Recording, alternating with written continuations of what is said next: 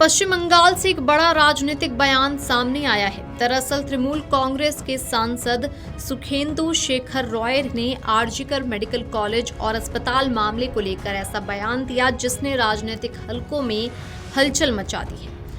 सुखेंदु शेखर रॉय ने कहा कि 2024 के लोकसभा चुनाव में जिस जनता ने टीएमसी को 29 सीटों पर जीत दिलाई थी, वही जनता कुछ ही महीनों बाद आरजीकर मामले के बाद सड़कों पर उतर आई।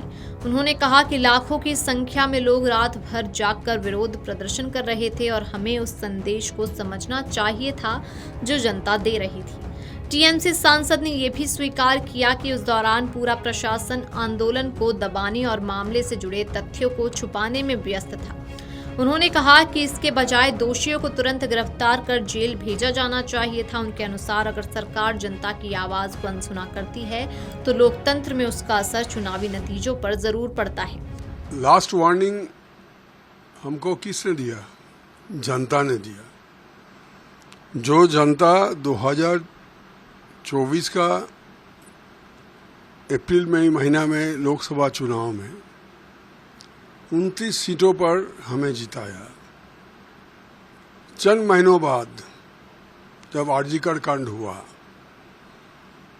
तो समझना चाहिए था कि जो जनता हमको चंद महीनों पहले इतना समर्थन दिया है, वही जनता लाखों की संख्या में सड़क पर उतर गए, रात जाग रहे हैं आरजीकर कांड के कारण। ये भाषा हमको तो समझना चाहिए था, जनता क्या चाह रहे हैं, वो क्या मांग क्या था जनता का। विचार चाहिए और तो कुछ नहीं। तो हम विचार देने के बदले में हम जनता का समर्थन फिर से वापस लाने का कोशिश कर सकते थे। ये मौका तो जनता ने हमको उस समय भी दिया था। तो मैंने उस समय ट्वीट भी किया, धरना भी किया, कलकत्ता में भी धरना दिया, दिल्ली में भी धरना दिया, पार्टी को समझाने के लिए कि आम जनता की जो आवाज़ है इसको समझने का कोशिश करो। दुनिया भर जहां लोकतंत्र है, अगर कोई पार्टी जनता की आवाज़ को नहीं समझ पाते तो उसका पतन अनिवार्य है।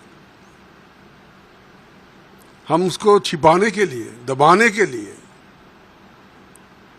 उस कोशिश शुरू किया, उसमें हम लगे रहे।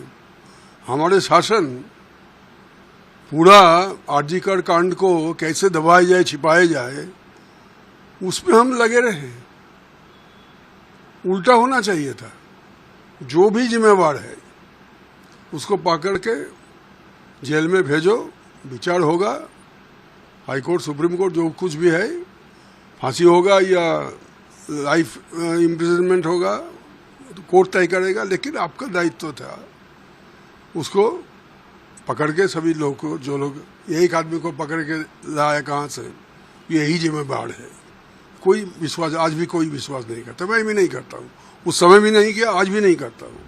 तृणमूल कांग्रेस के सांसद सुखेंदु शेखर रॉय के इन बयानों से पार्टी के भीतर आत्ममंथन और असंतोष की झलक सामने आई है। उन्होंने हालिया नेतृत्व की कुछ नीतियों की सराहना की, वहीं जनता की नाराजगी, प्रशासनिक कमियों और संगठनात्मक चुनौतियों पर भी गंभीर सवाल उठाए हैं।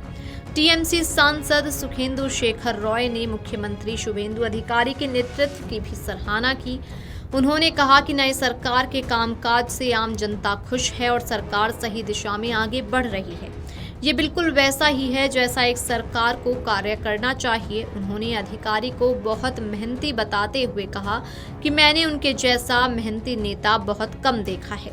अभी तक जो काम नए सरकार शुभेंदु अधिकारी के नेतृत्व में, अभी तक तो पूरा मंत्रिसभा भी नहीं बना, फिर भी सरकार ने जो कदम उठाए हैं अभी तक, वो आम जनता बहुत खुश है, बहुत खुश है।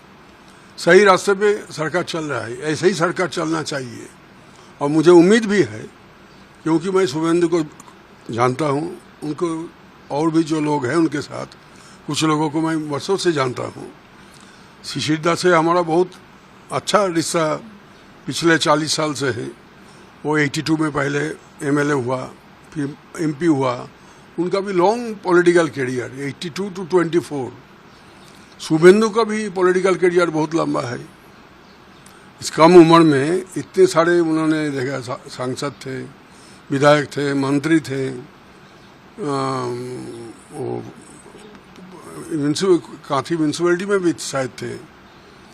तो उनका एक्सपीरियंस है, पॉलिटिकल एक्सपीरियंस है, एडमिनिस्ट्रेटिव एक्सपीरियंस है, उसको काम में लगा रहे हैं जी सर। और बहुत मेहनती है, बहुत ही मेहनती है। मैंने इतना मेहनती नेता बहुत कम देखा।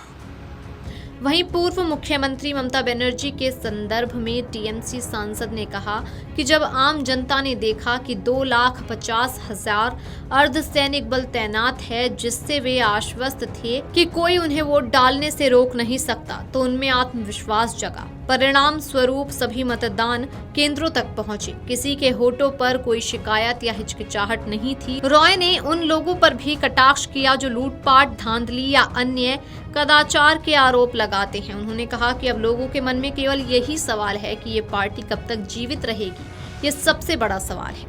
2.5 लाख आधा सेना मौजूद था। बंगाल को पुलिस को दूर रखा था, आगे मत बढ़ो, उधर रहो। तो आम जनता ने जब देखा कि 2.5 लाख आधा सेना हमारा यहाँ आ रहा है ताकि हम अपना वोट डाल सके ठीक से, कोई बाधा हमको नहीं दे पाएगा, ये विश्वास जब, आत्मविश्वास जब जागा आम जनता के मन में, सब आ गए पोलिंग स्टेशन में। किसी के जुबान में कुछ नहीं था। ये लोग कुछ समझ में नहीं पाया क्या हो रहा है। इसको अंग्रेजी में बोलता है साइलेंट रेवोल्यूशन। अब उसका अंग्रेजी कर लिए, आप उसका हिंदी में ट्रांसलेट कीजिए, साइलेंट रेवोल्यूशन। क्योंकि उनको अधिकार प्रयोग करने का जो वातावरण होना चाहिए था, ये पॉजिटिव वातावरण उनको मिला। इंदिरा जी जब हार गए इमरजेंसी के बाद 1977 में, क्योंकि मैं बहुत दिन कांग्रेस किया 40 साल, तो इंदिरा जी को बार बार याद आता है अभी भी। उन्होंने राष्ट्रपति जी से मिलकर त्यागपत्र दे दिया और 2 लाइन प्रेस स्टेटमेंट दिया कि जनता का ये जो राय मैं नतमस्तक से मानता हूँ, और जो लोग सत्ता में आए हैं उनके लिए मेरा शुभकामना। इसको लोकतंत्र कहते हैं। जो लोकतंत्र में विश्वास रखते हैं उनके जुबान में यही निकलेगा, यही निकलना चाहिए। अगर दूसरा कुछ हम समझते हैं, सब लूटमार हो गया, ये हो गया, वो हो गया, कोई मानने वाला नहीं है, कोई सुनने वाला नहीं है, कोई मानने वाला सुनने वाला नहीं है। आप सब गिननी लोग को अपेक्षा है ये पार्टी कब तक रहेगा।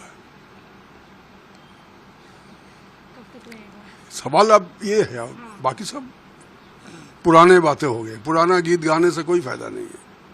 अगर आप ये वीडियो YouTube पर देख रहे हैं तो हमारे चैनल को सब्सक्राइब कर बेल आइकन दबाएं, और Facebook पर देख रहे हैं तो हमारे पेज को लाइक करें।